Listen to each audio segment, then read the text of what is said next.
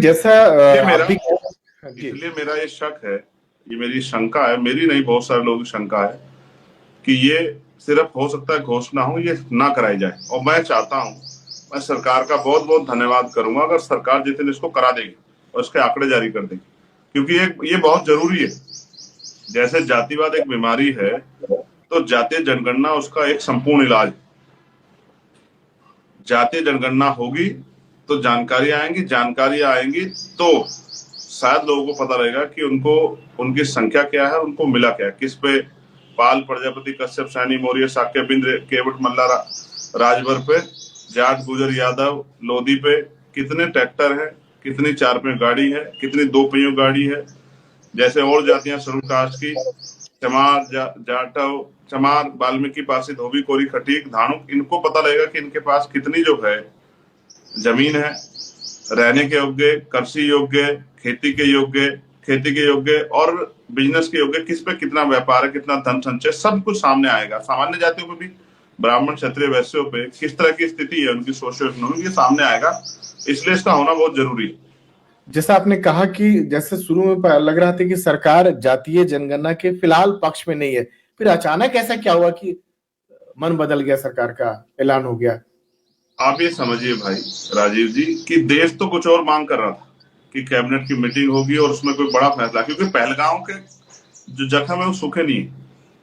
अभी पहलगांव के जो जख्म है उसमें खून के आंसू देश रो रहा है।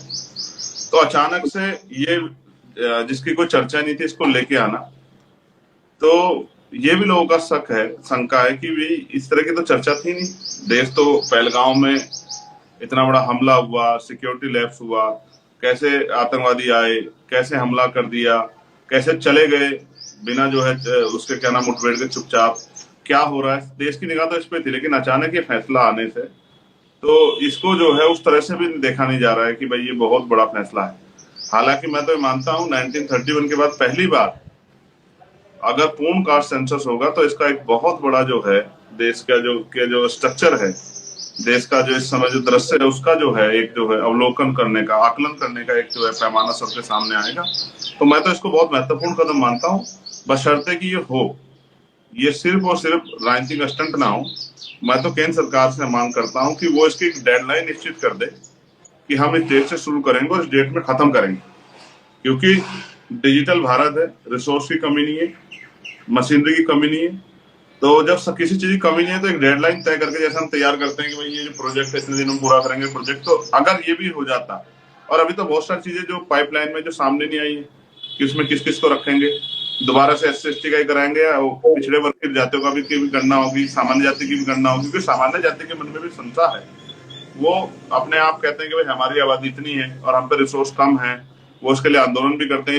इसके कारण उनको WS भी मिला है, इकोनॉमिक वीकर सेक्शन के आधार पर रिप्रेजेंट 10% आरक्षण का लाभ भी मिल रहा है। तो ये जो है पैमाना सामने आ जाए, ये पता लग जाए कि क्या स्थिति है देश के